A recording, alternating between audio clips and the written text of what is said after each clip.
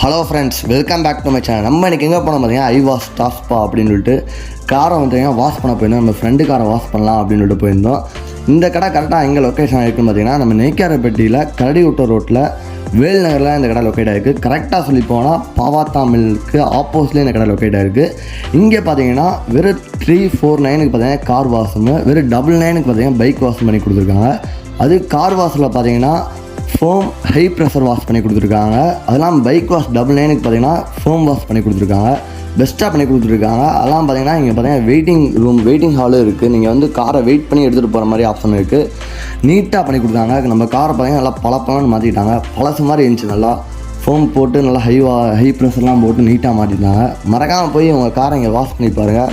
நல்லா பெஸ்ட்டாக பண்ணி கொடுக்குறாங்க. அவங்க சர்வீஸும் பெஸ்ட்டாக இருந்துச்சு.